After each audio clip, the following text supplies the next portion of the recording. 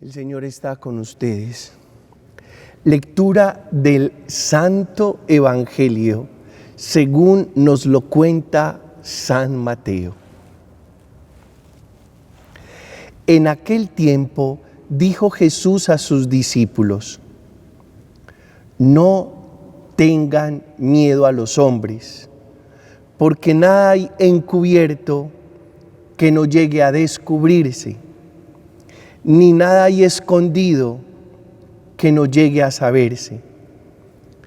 Lo que les digo en la oscuridad, díganlo a la luz, y lo que les digo al oído, pregónenlo desde la azotea.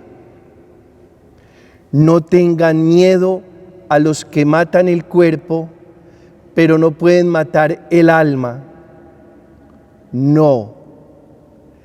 Teman al que puede llevar a la perdición alma y cuerpo en la gehenna. No se venden un par de gorriones por 1 céntimo. Y sin embargo, ni uno solo cae al suelo sin que lo disponga su Padre. Pues ustedes hasta los cabellos de la cabeza tienen contados. Por eso, no tengan miedo, valen más ustedes que muchos gorriones. A quien se declare por mí ante los hombres, yo también me declararé por él ante mi Padre que está en los cielos. Y si uno me niega ante los hombres, yo también lo negaré ante mi Padre que está en los cielos. Palabra del Señor. Gloria a ti, Señor Jesús. Bien, hermanos, hoy la palabra le vamos a pedir que nos hable de la paternidad. Y quiero hacer un preámbulo a todo esto y contarles por qué Jesús llama a Dios Padre. Eso debe tener una razón o unas razones. ¿De dónde saca Jesús la experiencia de Dios como Padre? Pues puede haber muchas razones. Voy a hablar fundamentalmente de 5. Esto es un preámbulo.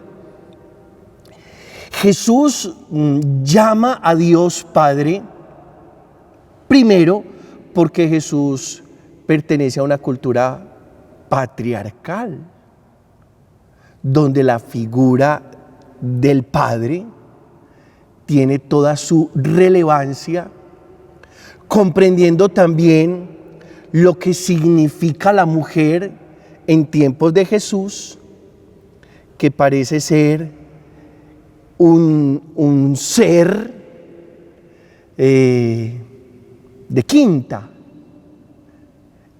Ese es el ambiente cultural donde nace y crece Jesús. Un ambiente cultural patriarcal. Y esa es una razón para que Jesús le diga a Dios: Abba, papá. La segunda razón es porque la relación que Jesús tiene con Dios es una relación de absoluta confianza. Y digámoslo de esta manera: uno no tiene que confiar que esta señora es mi mamá, pero sí tiene que confiar que este señor es mi papá. Porque finalmente la única que sabe si este señor es mi papá es mi mamá. Entonces yo termino, digamos que, profesando en fe que este señor es mi padre. Esa es la segunda razón. Jesús tiene con Dios una experiencia y una relación de completa confianza.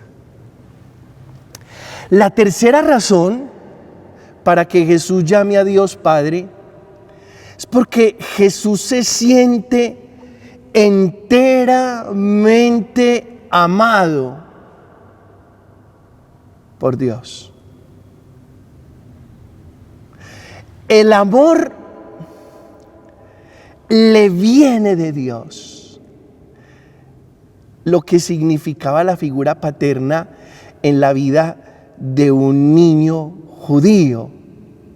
Tanto así que en el texto del profeta Oseas es lindo lo que Dios dice a través de Oseas: te atraigo hacia mí con cuerdas de amor y lazos de ternura. ¿Por qué? Porque era el papá el que le enseñaba al niño a caminar y le ataba unas cuerdas y unos lazos en los pies y en las manos, y de esa manera el padre de la familia, de la casa, le iba enseñando al niño a caminar y lo iba atrayendo hacia él.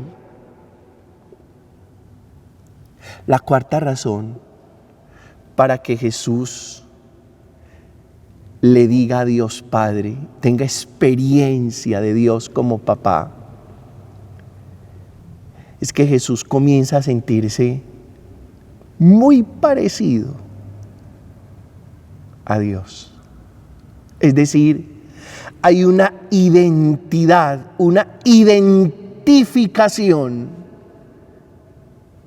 a tal punto que cuando Felipe le dice a Jesús: muéstranos al Padre y nos basta, Jesús le responde: ¿hace cuánto tiempo que estoy con vosotros, Felipe, y no me conocéis? Quien me ha visto al Padre. Entonces ustedes se podrán imaginar la identidad que Jesús adquiere en el Padre, en Dios. Y el Hijo encuentra su identidad en el Padre. Y quinto, Jesús siente que Dios trabaja para él permanentemente, sin intermitencias.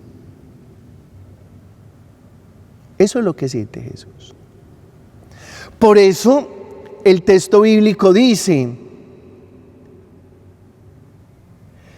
miren las aves que vuelan por el aire, no tienen graneros y sin embargo el Padre Dios las sustenta. Miren los lirios que crecen en el campo, que en la mañana despiertan y florecen y en la tarde se secan. No hilan ni tejen. Y ni siquiera Salomón se pudo vestir con tanta belleza y esplendor. Y si Dios hace eso con las aves y con los lirios, ¿qué no hará con nosotros que somos sus hijos? Jesús siente que Dios trabaja para él. Por eso lo llama y lo experimenta como Padre. Son las 5 razones. Ahora, digamos que si Jesús hubiera nacido en el siglo XXI, en la comuna nororiental de nuestra ciudad o en la comuna noroccidental, en un barrio periférico, en el Brasil en una favela, en el Perú en un pueblo joven, para hacerme comprender, es posible que Jesús hubiera dicho: Dios es madre. Porque hubiera encontrado en su ambiente vital una cultura matriarcal, porque hubiera entendido que solo en la mamá podía confiar, porque hubiera hecho esta comprensión: yo no tengo a quien más parecerme que a mi mamá, porque a mi papá ni siquiera lo conocí. Mi mamá es la que trabaja para que yo subsista, es la que se va todas las mañanas a fregar baños ajenos y pisos extraños para que a mí no me falte nada. Es la que me ama. En ese orden de ideas, Jesús hubiera dicho,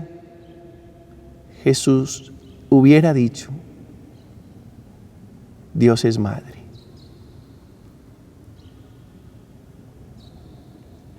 Por eso me parece muy interesante que San Juan Pablo II nos enseñó que Dios es Padre con corazón de madre, con amor de entrañas, con amor de vientre. Qué locura todo esto, ¿no? Y ese es el preámbulo que quería hacer, era como la puerta de entrada a esta predicación. Pero ahora vamos a escrutar un poco en los textos sagrados. Entretengámonos. Esto es para entretenerse. Entretengámonos espiritualmente con estos textos sagrados. La primera lectura de este domingo 12º del tiempo ordinario del libro del profeta Jeremías dice: el Señor está conmigo como fuerte soldado. Y yo le quiero decir en este Día del Padre, a partir de los textos bíblicos de este domingo 12º del tiempo ordinario, Jeremías se siente acechado, perseguido, pero también se siente asegurado con la presencia del Dios que lo asiste y lo sostiene. Y por eso dice: el Señor está conmigo como fuerte soldado. Perseguido, pero seguro. Y los hijos se pueden sentir hoy perseguidos por las distintas amenazas y presiones de la cultura. Pero ojalá se sientan seguros, porque el Padre está ahí. Me estoy refiriendo a la presencia paterna. No puede haber otra manera de ser papá sino a través de la presencia que asegura y da garantías.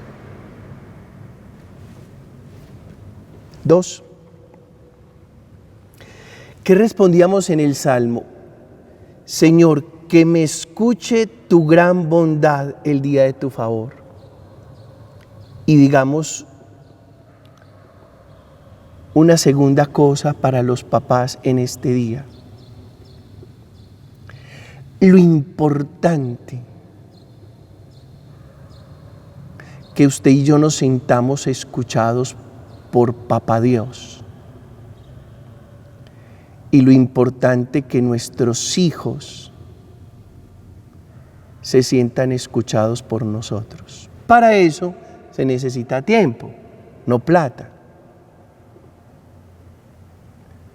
Y usted me lo ha escuchado y yo se lo voy a volver a repetir. Es probable que tengamos más plata que tiempo. para nuestros hijos. Pero es seguro que nuestros hijos necesitan más tiempo que plata. Tercero,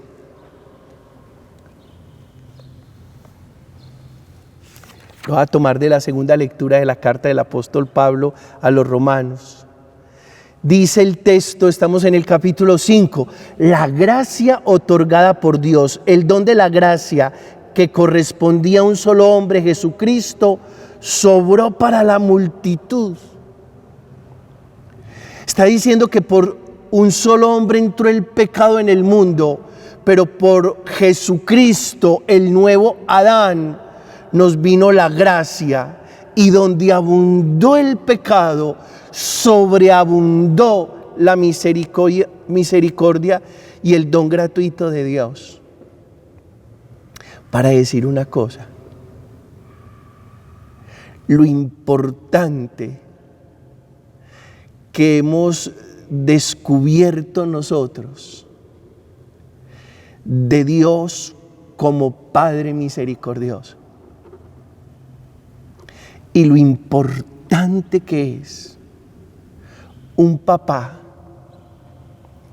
que se dedique no a señalar a sus hijos, sino a amarlos, a corregirlos, a orientarlos, a acompañarlos. Es probable que las personas que nos han dado aún no las hemos empezado a disfrutar porque nos hemos dedicado a juzgarlas. Un papá no es el que juzga es el juez. Y los hijos no necesitan un juez, necesitan un padre que oriente, aconseje, corrija, apoye, direccione, escuche, dialogue. No se trata de estar juzgando a los hijos. Quien se dedica a juzgar al otro se pierde la oportunidad de disfrutarlo. Cuarto, lo va a tomar del Evangelio.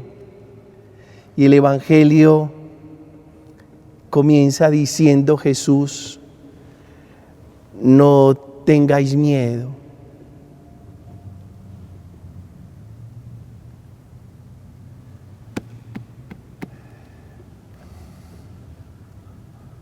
Hoy los humanos somos muy nerviosos.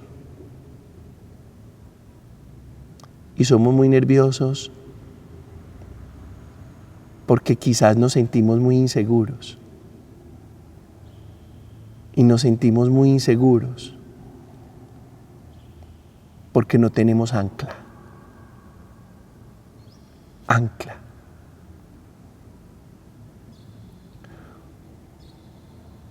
Un barco, para que no sea arrastrado por la corriente de las olas, hay que anclarlo.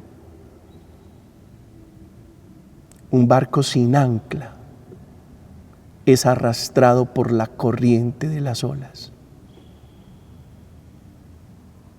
Y yo me atrevería a decir que nosotros en Dios encontramos ancla, seguridad que nos quita los nervios, para que no vamos por la vida muertos de miedo. Y para no perder la dinámica de esta predicación, yo creo firmemente que un papá es ancla. Ancla. Para que su hijo, que es una pequeña nave, no tenga que sufrir su historia personal al vaivén de las corrientes y de la dirección de las olas. Porque al vaivén de las corrientes y de la dirección de las olas es muy fácil naufragar. Papá, no se le olvide que para que su hijo crezca seguro, necesita que usted sea su ancla. Quinto, Dice Jesús en el mismo Evangelio de Mateo: si Dios cuida a los gorriones, que un par valen un céntimo. ¿Te das cuenta? Si Dios, Jesús dice, si Dios cuida a los gorriones y sabe cuando un gorrión cae al piso, sabiendo que un par valen un céntimo,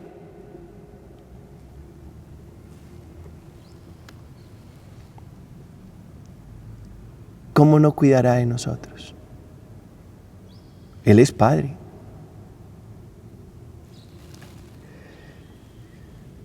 Dios está ocupado las 24 horas de los 7 días de la semana. ¿En qué? En usted. Por eso no se vale decir otra cosa. Que hay personas que me dicen: Padre, Dios está tan ocupado que no me escucha. Mentirosas. Esas personas son mentirosas. Porque Dios sí está muy ocupado, pero con usted y conmigo. Y por ser Dios, puede estar a la vez ocupado de usted y de mí y de los 7.300 millones de habitantes restantes que poblamos este planeta.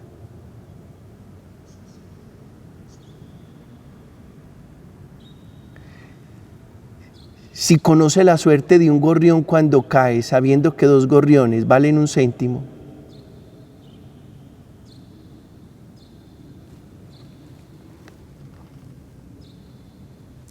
el sexto punto dice en el Evangelio: pues vosotros hasta los cabellos de la cabeza tenéis contados.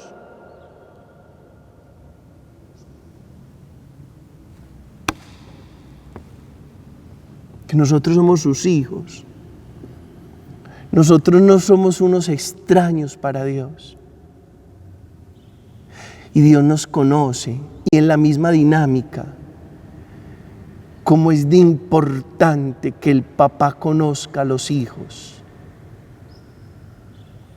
Porque qué raro que los hijos los conozcan más en la calle que en la casa. Que no es sano, ni siquiera puede ser un chiste, que el papá no sepa su hijo en qué año está, en qué colegio estudia, quiénes son sus amigos, cuáles son sus gustos y sus preferencias. Voy a decir una cosa muy fuerte, pero a la vez muy exigente. A un papá no lo puede tomar por sorpresa nada de su hijo, no si lo conoce. Por eso voy a decir otra cosa a renglón seguido que puede ser un poquito fuerte.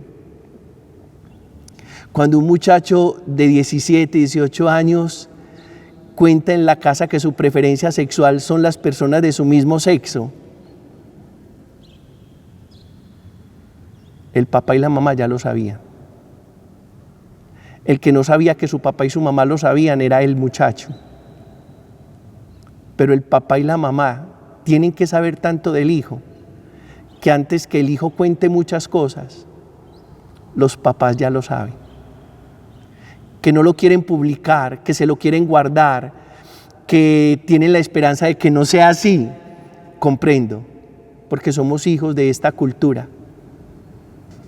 Pero cuando un papá conoce bien su hijo, nada es sorpresa, el papá ya sabe. Por eso para Dios nada es sorprendente de nosotros, porque nos conoce por dentro y por fuera. Hasta los cabellos de nuestra cabeza están contados. Voy a terminar 7. Al final Jesús dice: A quien se declare por mí ante los hombres, yo también me declararé por él ante mi Padre que está en los cielos. Y si uno me niega ante los hombres, yo también lo negaré ante mi Padre que está en los cielos. Ey, no se vale. No se vale. Así de serio y de perentórico, de contundente,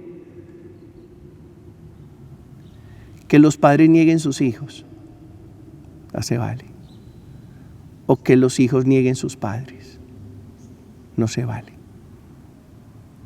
No hay ninguna razón, ninguna, para que un padre desconozca a su hijo,